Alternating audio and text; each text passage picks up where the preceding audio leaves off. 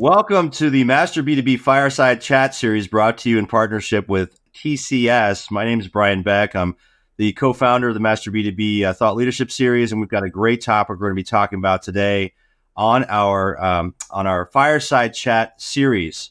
So I'm pleased to be joined today by Murugan from TCS. TCS is a global consultancy, a systems integrator, and partner to leaders in B2B and B2C from around the world. Murugan, great to be here with you today for our interview.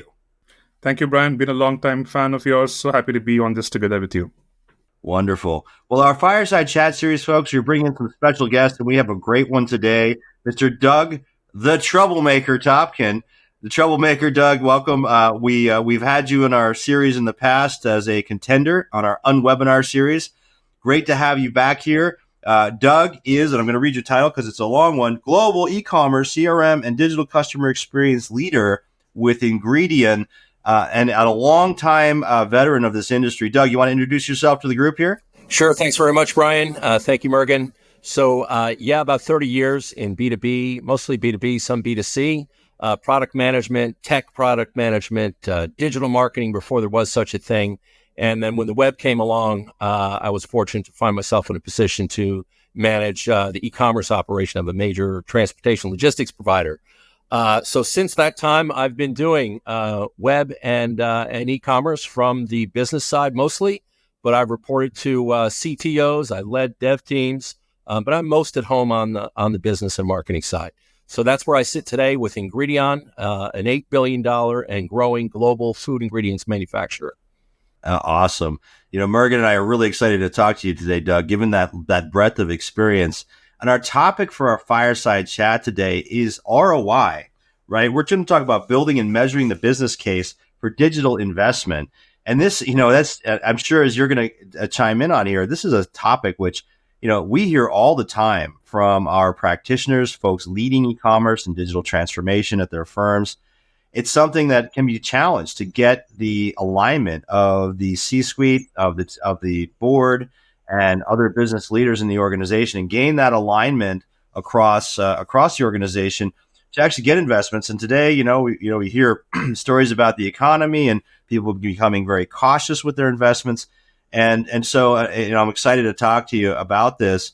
I don't know, Murugan, if you hear the same thing from some of the clients that you work with, in terms of what they're hearing about in terms of the ROI and digital investment criteria. What are you hearing? Absolutely, all of those, and from a couple of dimensions, right? One is from whether it's seen as a customer portal or an e-commerce site. The sort of digital transformation path is pretty similar on both those fronts. And then the second is a lot of interest from the business stakeholders now. In terms of how these decisions are being made. So that, again, brings ROI discussion into the crosshair. So I'm really interested in hearing from Doug, given that he's seen this both from a manufacturer standpoint and from a B2B ecosystem player that helps take goods from one place to the other. So really looking forward to the conversation. Yeah, and my opinion is on this stuff is that this is more of an existential level of investment these days rather than incremental. People get hung up on business casing everything to death. So I'm wondering, Doug, really first question for you, right? So you've been in this business for I think two or three decades, right? And you've probably seen the evolution of how companies are thinking about and what works, how they're thinking about return on investment and the investments necessary for digital, what those investments are. So from your perspective, having lived in this field for a while, what have you seen change? Where are we today versus where we were, 10, 20 years ago in terms of how people are thinking about these business cases and ROI cases?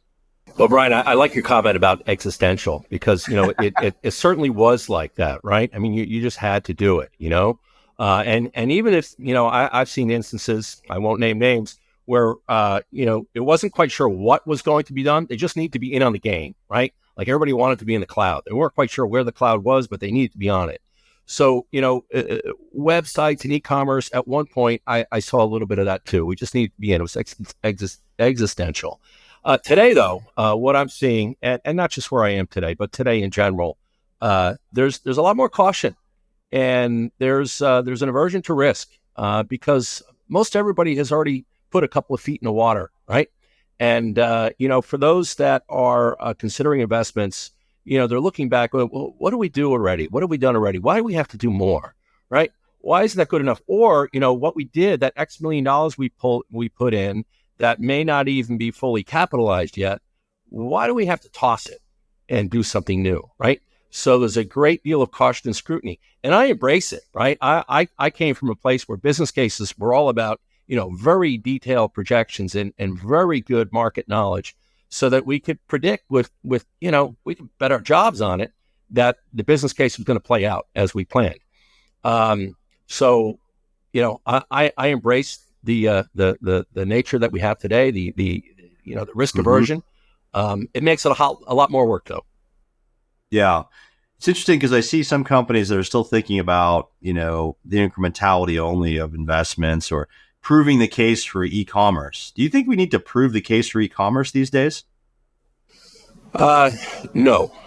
We have to prove that that the investment in e-commerce is a better investment than something else, right?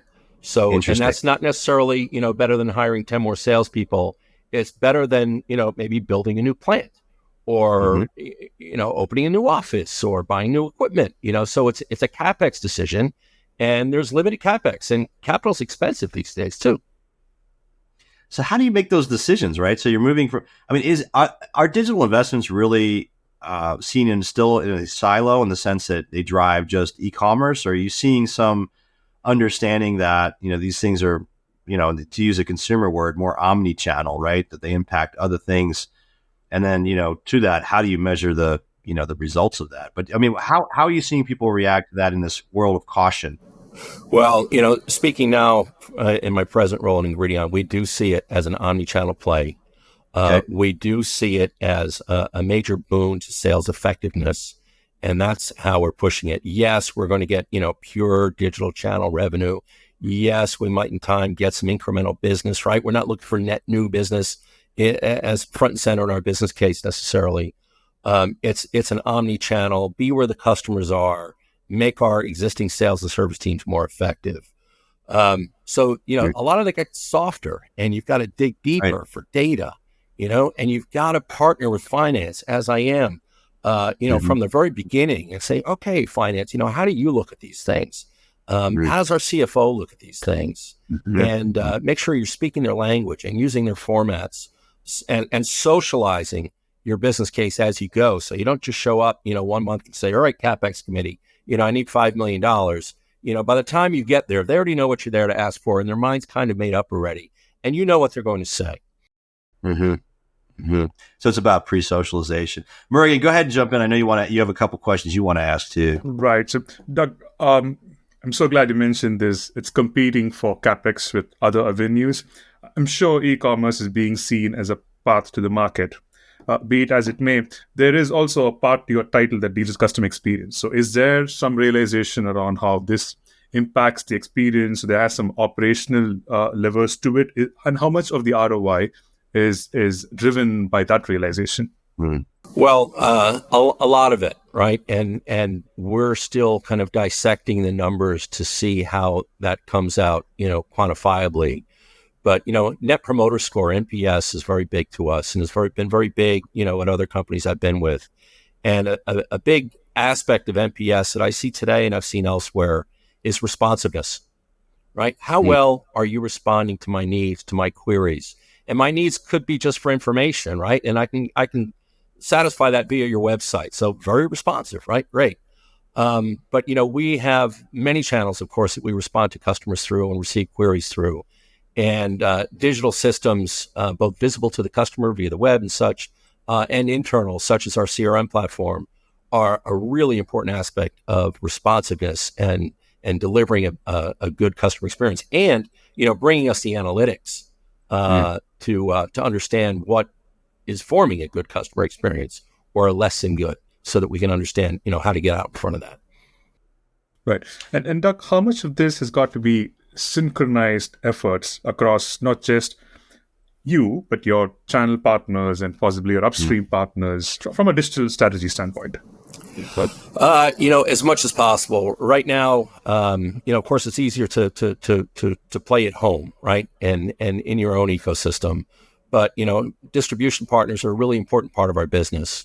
So it's critical that we're on the same page with them, that we enable them, in many of the same ways that we enable our own sales and service people. So it's critical, and it's part of our program today.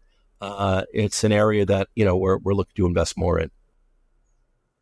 So I have a quick question, Mergen, if I could jump in here. Doug, you talked about NPS as a way to measure success, which is really interesting, Net Promoter Score. For those of you not familiar with it, it's a score of basically of satisfaction, really of loyalty in a lot of ways to your business.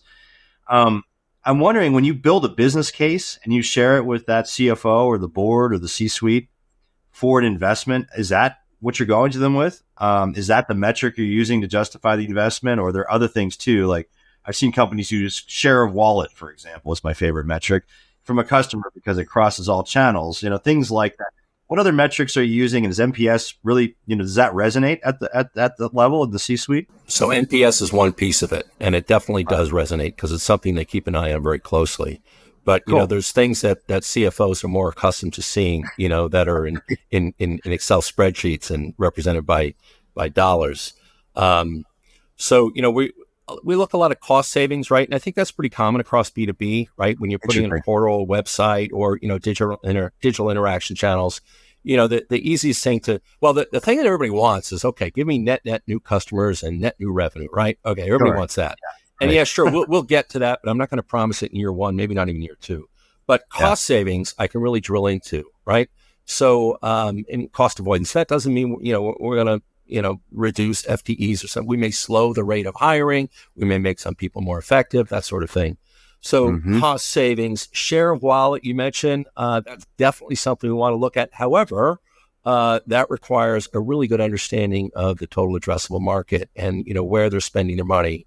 So I've been successful sometimes in freeing up research dollars to do that upfront research. And I've had the time of my life doing that research and using that research.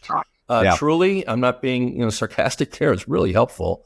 And we have some of that today. I'd like to do more, because understanding your customers, who they are, what they are, their behavior, who they're spending with, that enables you to pull those levers and bring them over to you and get that share of wallet, and credibly claim to your CFO that you will get that share of wallet, not just say, we're going to shift, 10% spending to us.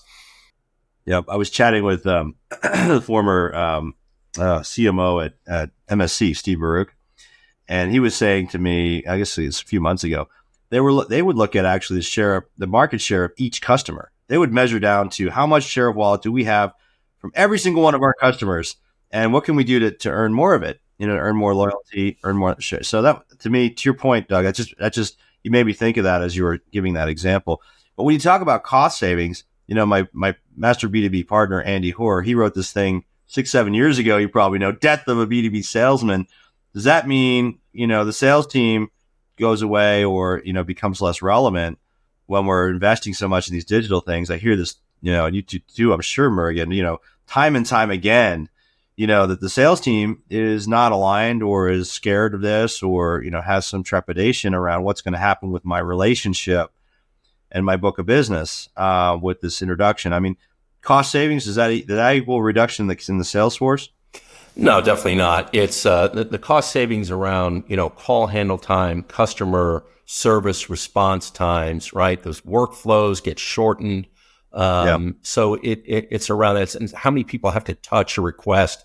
Customer requests a document on a product. How many people have to touch it? How many emails have to get sent, right? So no, for the salespeople, and we've all seen salespeople that are, terrified of the e-channel and until they really learn to embrace it. And, we see it that way as well. And I think our salespeople are wise enough to understand that, if we can reduce some of the calls that they're getting, hey, send me that document, or when's my order, the silly stuff, that they can be more effective. And by the way, our salespeople are talking to procurement folks and food innovation folks who buy from hundreds of suppliers, and not necessarily hundreds that we compete with. Right, because look at a can of soup in your cabinet or a cup of yogurt in your fridge. There's a lot of ingredients there, and we're close to the end of the list. All right, so our salespeople talk to people that are dealing with a diverse set of suppliers. So if we can make them more effective, free up their time, And they can earn maybe more wallet share, but definitely more mind share with our customers, right? And that's key. Right. Morgan, go ahead. Doug, something that we've observed in the past is as we do these customer journey mapping exercises where we have multiple stakeholders step in, what happens is, particularly when you're talking about registration, right, signing up and all that, the emphasis is on trying to make it easy for the long tail so that you bring in dozens of those, expose that information over to the sales folks, and then they start picking up who from that could be groomed and focused upon with the white glove treatment, and then be moved up in the hierarchy. So, is that an active consideration as you look at these investments? Sort of 100%. The long tail. Yeah, 100%. We have what we call one thing, but it's basically a biz dev and small customer sales function. They sit inside, they make phone calls, they send emails, they take phone calls and emails, and many of those customers are smaller and transactional. They tend to buy at list. And could potentially be moved over to a delightful e-commerce experience. And many of these small customers, we're talking off camera about microbrewers and small breweries. We sell ingredients to breweries these days. And think about it. When you go to a brewery, what do you see? Not that you go very often, but you don't see big offices. You see the operators and owners of these breweries out on the floor working. And if they need to order something, guess what they're going to pick up? They're going to pick up their phone, and they're going to order something right there on the floor. And we want to be there for them, right? In the case that we're selling an ingredient for beer brewing, for instance. Mm-hmm. So one of the things that you just, that's awesome. And so making the buyer's job easier for sure. Doug, let's talk about, so we talked a little bit about the sales team, and then Morgan, great question regarding, enabling. What about enabling other channels? Like you guys, I think, Doug, you sell through other channels too. You're not just direct selling to end user, right? You have distributors, dealers, other resellers. Okay. So there's a potential for channel conflict in all of this, right? If we think about going direct to an end buyer, you just talked about the brewery owner. Well, that brewery owner might have a relationship with a distributor.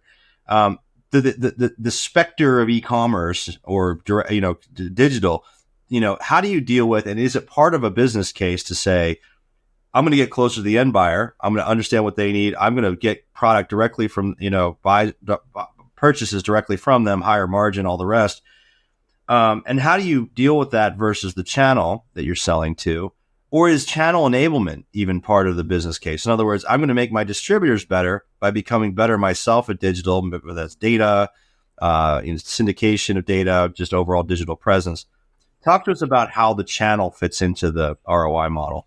Yeah, I mean, the answer, you presented two scenarios, and the answer is both, right? So there's going to be distributors that they're basically just moving product. They may not be representing your brand as you'd like them to because of mind share. And I'm talking in general in industry. I'm not commenting necessarily on our distributors today. And then there's distributors that are really going to go to bat for you, right? And they're going to carry the right inventory, and they're going to train their salespeople, and they're, So, the answer is it depends. Channel enablement is where we want to go.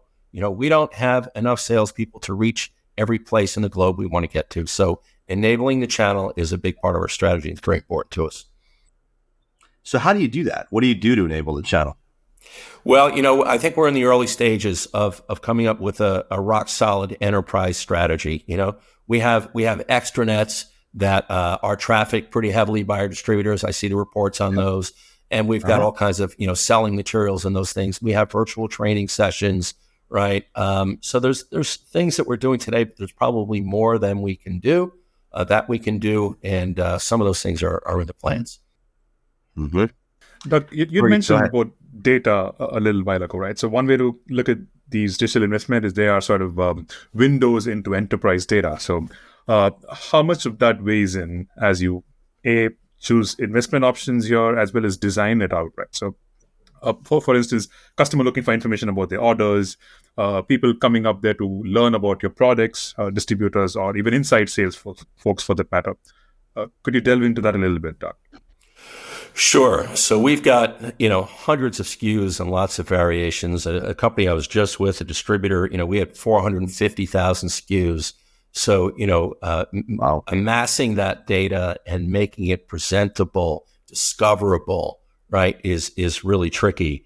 At the distributor I was with the 450,000 SKUs, we used a search service that employed AI that was quite sophisticated, and Brian probably knows what I'm talking about.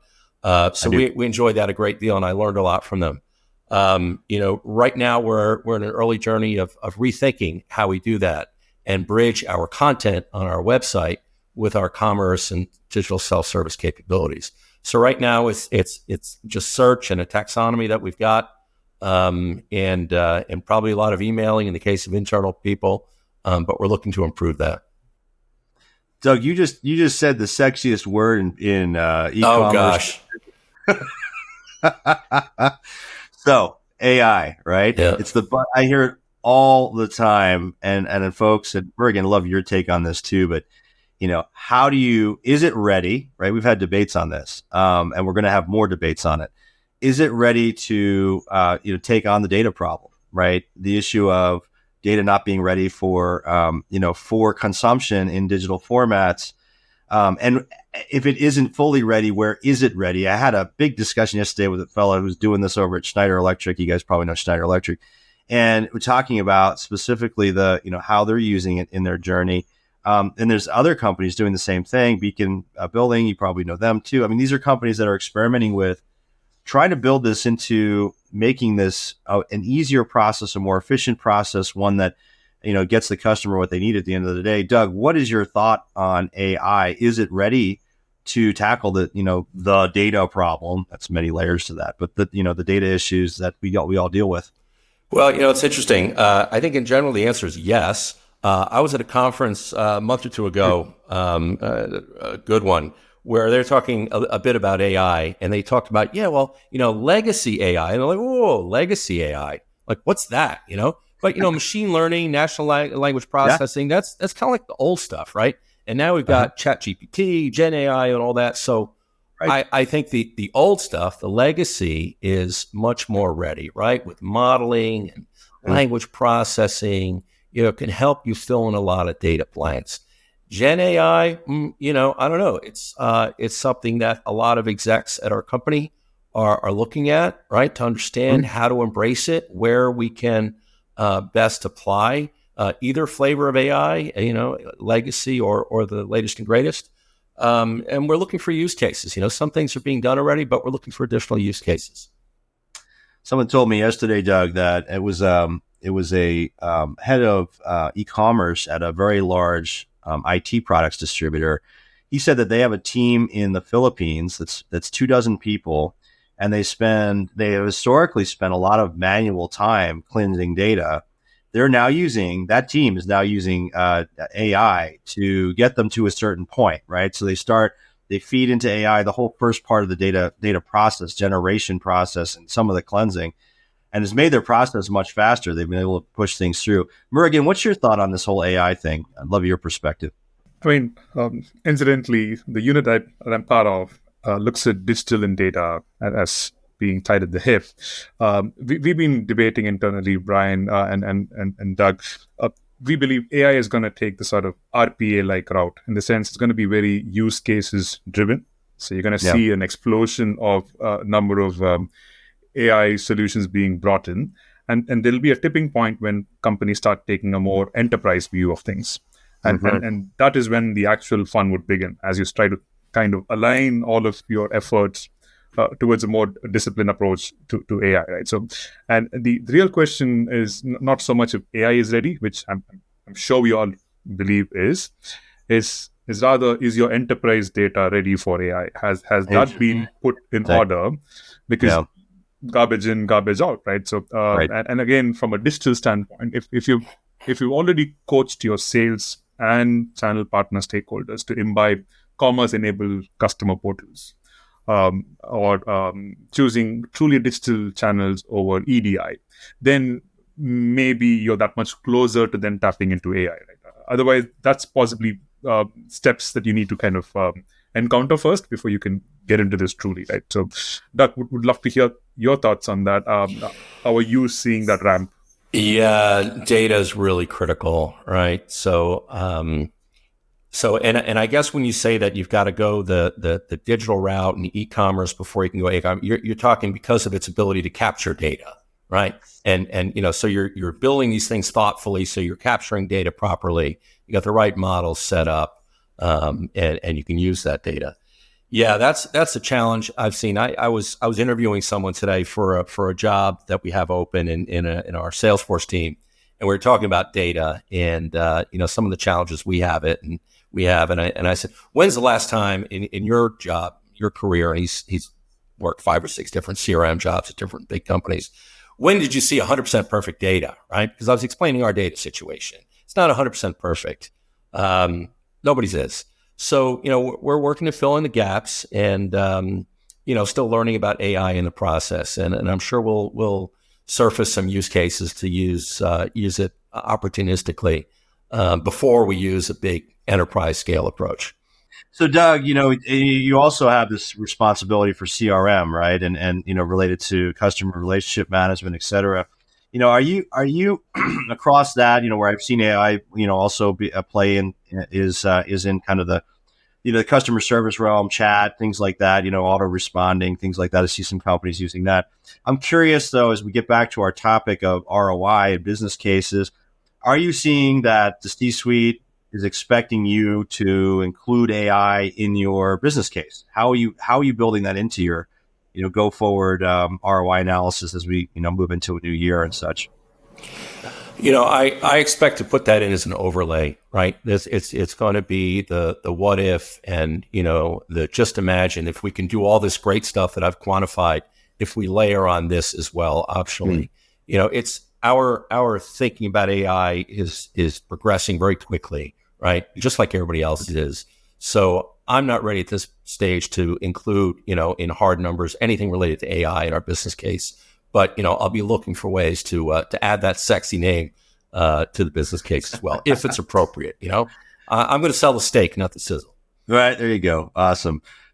So we're coming to the end of our time here. Murugan, do you have any final questions for Mr. Troublemaker Topken here? I actually do. And Doug, considering you have e-commerce, CRM, and customer experience, there are a few platform contenders who can claim to bring all of that under one umbrella. So when you put your investment dollars, do you look to split it up across different platforms, or are you comfortable putting them all in one basket, knowing there is some scale benefit coming out of that, or even license benefit, right? That's an element of ROI as well. So does that weigh in when you decide? Yeah, it definitely does. I mean, number one, my answer is, I'm going to go where the requirements take me, right?